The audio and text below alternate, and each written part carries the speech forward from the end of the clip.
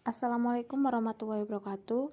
Kami dari kelompok 1 akan mempresentasikan tentang akuntansi multinasional yang berjudul transaksi mata uang asing dan instrumen keuangan. Sebelumnya saya akan memperkenalkan anggota kelompok saya. Yang pertama saya, Tias Aiwandari, NIM 1411-2013-15. Yang kedua, Miranti Dwi Vasanti, NIM 1811-2021-38. Yang ketiga, Andini Celia, NIM 1811-2021-40. Yang keempat, Isnaini Nurhidayatus, NIM 1811-2021-41. Yang kelima, Lutfi Nurlaili, NIM 1811-2021-44. Permasalahan akuntansi. Bab ini menjelaskan prosedur akuntansi untuk pencatatan dan pelaporan transaksi dalam mata uang asing. PSAK 10, transaksi mata uang asing, diterbitkan tahun 1994, mengatur prosedur akuntansi untuk piutang dan utang dagang dengan mata uang asing, yaitu transaksi yang membutuhkan pembayaran ataupun penerimaan pembayaran dalam mata uang asing. PSAK 50, instrumen keuangan penyajian dan pengungkapan, dan PSAK 55, instrumen keuangan pengakuan dan pengukuran, diterbitkan pada tahun 2006. Mengatur prosedur akuntansi untuk instrumen keuangan, khususnya transaksi derivatif dengan tujuan melakukan lindungan nilai hedging. Kurs mata uang asing. Sebelum tahun 1972, sebagian besar mata uang dinilai dari standar logam emas, yang mempunyai nilai tetap secara internasional setiap onsnya. Namun pada tahun 1972, sebagian besar negara menandatangani suatu perjanjian yang memperbolehkan nilai mata uang mereka mengambang float. Berdasarkan permintaan dan penawaran terhadap mata uang tersebut, kurs mata uang asing (foreign currency exchange rate) ditentukan setiap hari oleh pedagang mata uang asing yang bertindak sebagai agen untuk individu atau negara yang memperdagangkan mata uang asing. Beberapa negara seperti Cina menetapkan kurs tetap resmi dan kurs tetap untuk dividen yang dikirim ke luar negeri. Kurs resmi ini dapat berubah sewaktu-waktu dan perusahaan yang memperoperasi di luar negeri perlu berkomunikasi dengan pemerintah negara tersebut untuk memastikan bahwa perusahaannya telah memenuhi setiap ketentuan pembatasan pertukaran mata uang. Penentuan kurs. Kurs adalah nilai tukar mata uang. Mata uang suatu negara mirip dengan komoditas lain dan kurs berupa karena sejumlah faktor ekonomi yang mempengaruhi permintaan dan penawaran terhadap mata uang tersebut. Faktor lain yang menyebabkan fluktuasi kurs adalah neraca pembayaran, perubahan suku bunga, dan tingkat investasi negara tersebut, serta stabilitas dan proses tata kelola governance. Kurs langsung dan tidak langsung. Nilai relatif suatu mata uang terhadap mata uang yang lain dapat dinyatakan dalam dua cara yang berbeda, langsung atau tidak langsung. Kurs langsung adalah banyaknya unit mata uang yang diperlukan untuk memperoleh satu unit mata uang asing. Dari sudut pandang entitas Indonesia, kurs langsung dapat dipandang sebagai besarnya rupiah untuk diperoleh satu unit mata uang asing. Rasio dari kurs langsung dinyatakan DIR sama dengan nilai setara rupiah per 1 FCU. Contoh, jika dengan 11.500 rupiah dapat diperoleh 1 dolar Amerika Serikat, kurs langsung dari rupiah terhadap dolar Amerika Serikat adalah sebesar 11.500 rupiah, seperti ditujukan sebagai berikut. Kurs tidak langsung adalah kebalikan dari kurs langsung. Dari sudut pandang entitas Indonesia, kurs tidak langsung adalah IER sama dengan 1 FCU per nilai setara rupiah. Kurs tidak langsung untuk contoh dolar Amerika Serikat di atas adalah 1 per 11.500 rupiah sama dengan 0,0008695652. Menguatnya rupiah sampai penurunan kurs langsung. Antara tanggal 2 Januari 2005 dan 1 Juli 2005, kurs langsung turun dari Rp9.350 sama dengan 1 dolar Amerika Serikat menjadi Rp9.200 sama dengan 1 dolar Amerika Serikat. Ini menunjukkan bahwa lebih sedikit mata uang rupiah yang diperlukan untuk memperoleh 1 dolar Amerika Serikat.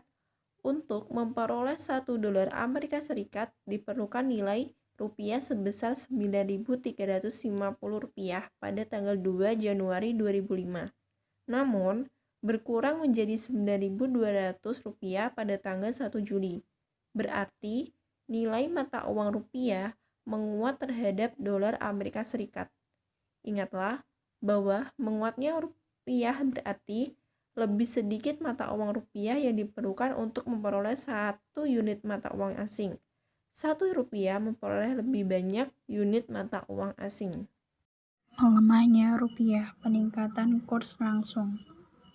Antara tanggal 1 Juli 2005 dan 1 Juli 2006, kurs langsung meningkat dari 9.200 sama dengan 1 dolar menjadi Rp9.280 sama dengan 1 dolar. Ini menunjukkan bahwa lebih banyak mata uang rupiah yang diperlukan untuk memperoleh 1 dolar Amerika Serikat. Ini berarti nilai mata uang rupiah turun terhadap dolar Amerika Serikat dan diistilahkan dengan melemahnya rupiah terhadap dolar Amerika Serikat. Ingatlah bahwa melemahnya rupiah berarti yang pertama, lebih banyak mata uang rupiah yang diperlukan untuk memperoleh 1 unit mata uang asing. Yang kedua, 1 rupiah memperoleh lebih sedikit unit mata uang asing. Kurs tunai atau spot rate dan kurs sekarang atau current rate. PSAK 10 mengacu pada penggunaan kurs tunai maupun kurs sekarang. Untuk mengukur operasi luar negeri, kurs tunai atau spot rate adalah kurs yang digunakan dalam penyerahan segera suatu mata uang. Kurs sekarang atau current rate didefinisikan secara sederhana sebagai kurs tunai pada tanggal neraca suatu entitas, dan kurs masa depan atau forward exchange rate adalah kurs untuk pertukaran mata uang di masa mendatang. Transaksi mata uang asing. Transaksi mata uang asing atau foreign currency transaction adalah aktivitas ekonomi yang dinyatakan selain dari mata uang pencatatan suatu entitas.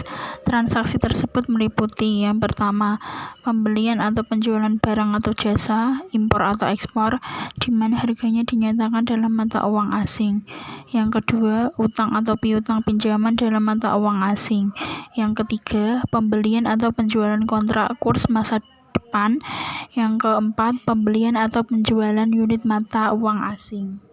Perusahaan Indonesia memperoleh 5.000 euro dari bank pada tanggal 2 Januari 2011 untuk digunakan dalam pembelian barang di masa depan suatu perusahaan Jerman. Kurs langsung sebesar 14.200 sama dengan 1 euro, sehingga perusahaan membayar bank sebesar 71 juta untuk 5.000 euro dengan perhitungan nilai setara dolar Amerika Serikat sama dengan unit mata uang asing dikali kurs langsung sama dengan 71 juta sama dengan 5.000 euro dikali 14.200. Jurnal berikut mencatat pertukaran mata uang tersebut. Mata uang asing euro 71 juta dalam debit dan kas 71 juta di kredit. Transaksi ekspor-impor dalam mata uang asing. Utang dan piutang yang timbul dalam transaksi mata uang asing dengan entitas luar negeri harus diukur dan dinyatakan dalam mata uang asing. Harus diukur dan dinyatakan oleh entitas Amerika Serikat dalam mata uang yang digunakan untuk pencatatan akuntansinya, yaitu rupiah. Gambaran umum atas akuntansi yang diharuskan untuk transaksi impor dan ekspor dalam mata uang asing secara kredit sebagai berikut. Pertama, tanggal transaksi, yaitu mencatat transaksi pembelian atau penjualan pada nilai setara dolar Amerika Serikat menggunakan kurs langsung tunai pada tanggal tersebut. Kedua, tanggal neraca, menyesuaikan utang atau piutang menjadi nilai setara rupiah pada setiap akhir periode menggunakan kurs langsung sekarang. mengakui keuntungan atau kerugian sebagai akibat perubahan kurs antara tanggal transaksi dengan tanggal neraca. Ketiga, tanggal pelunasan. Pertama-tama, menyesuaikan utang atau piutang untuk setiap perubahan mata uang asing antara tanggal neraca atau tanggal transaksi jika tanggal tersebut terjadi setelah tanggal neraca dengan tanggal pelunasan. Mengelola resiko mata uang internasional dengan instrumen keuangan pertukaran mata uang masa depan. Entitas multinasional mengelola resiko mata uang asing mereka dengan menggunakan beberapa jenis keuangan seperti A. Kontrak masa depan dalam mata uang asing. B. Opsi mata uang asing. C. Mata uang asing berjangka. Akuntansi untuk derivatif dan aktivitas lindung nilai berpedoman pada dua standar, yaitu PSAK 50, instrumen keuangan, penyajian dan pengungkapan, dan PSAK 55, instrumen keuangan, pengakuan dan pengukuran. Mendefinisikan derivatif dan menetapkan aturan umum dalam pengakuan derivatif baik sebagai aset atau kewajiban dalam neraca dan mengukur instrumen keuangan tersebut pada nilai wajar. Instrumen keuangan atau financial instrument adalah kontrak yang akan meningkatkan nilai aset dari suatu entitas dan instrumen utang atau ekuitas pada entitas lain. Contohnya antara lain, bukti kepemilikan, wesel bayar, dan wesel tagih, serta berbagai jenis kontrak keuangan lainnya. Derivatif adalah suatu instrumen keuangan yang memiliki satu atau lebih variabel pokok yang mendasarinya dan satu atau lebih jumlah nosional, di mana nilainya mengalami perubahan karena ada perubahan dalam variabel yang mendasarinya, seperti tingkat bunga, harga komoditas atau surat berharga, serta indeks. Tidak memerlukan investasi awal bersih atau kalaupun memerlukan investasi, maka nilainya lebih kecil bila dibandingkan dengan jumlah yang dibutuhkan oleh jenis perjanjian lainnya yang diperkirakan akan menghasilkan efek yang sama terhadap perubahan dalam faktor-faktor pasar. Pernyataan perjanjian mengharuskan adanya settlement atau pelunasan pada tanggal tertentu di masa yang akan mendatang.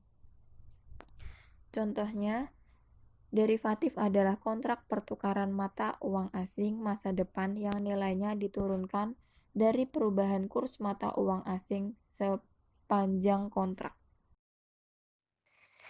Derivatif yang ditunjukkan sebagai lindung nilai. Derivatif dapat ditujukan untuk melindungi nilai atau mengurangi risiko. Beberapa perusahaan menggunakan derivatif bukan untuk lindung nilai, namun sebagai instrumen keuangan yang bersifat spekulatif. Contoh, perusahaan dapat menandatangani kontrak masa depan yang tidak mempunyai tujuan untuk saling menghapuskan nilai apapun. Dalam hal ini, kerugian atau keuntungan derivatif dicatat dalam laba periode berjalan. PSAK 55 memberikan persyaratan spesifik dalam pengklasifikasian derivatif sebagai suatu aktivitas lindung nilai. Akuntansi lindung nilai menghapuskan kerugian atas pos yang dilindungi atas kerugian keuntungan dari instrumen lindung nilai. Lindung nilai dapat digunakan untuk yang pertama, risiko kurs mata uang asing di mana kurs dapat berubah setiap saat. Yang kedua, risiko tingkat bunga khususnya untuk perusahaan yang mempunyai utang yang bersifat variabel. Yang ketiga, risiko komoditas di mana harga masa depan dapat berbeda dari harga tunai. Derivatif yang memenuhi persyaratan untuk lindung nilai dan digunakan oleh manajemen perusahaan untuk memenuhi tujuan tersebut diatur dalam PSAK 55. Yang pertama, lindung nilai atas nilai wajar, fair value hedges. Yang kedua, lindung nilai arus kas, cash flow hedges. Yang ketiga, lindung nilai dari investasi neto operasi di luar negeri. Kontrak pertukaran masa depan. Untuk laporan keuangan yang berakhir pada bulan Oktober 2005, Komite Nilai Tukar Mata Uang Asing Foreign Exchange Committee dari Badan Reserve Federal New York melaporkan bahwa volume rata-rata harian pada instrumen nilai tukar adalah sebesar 440 miliar. Sedangkan volume rata-rata harian transaksi opsi MUA sebesar 37 miliar. The Chicago Mercantile Exchange adalah pasar perdagangan mata uang asing terbesar di dunia dan juga sangat teratur. CME juga tempat pertemuan pembeli dan penjual baik mau melalui sistem perdagangan elektronik CME Global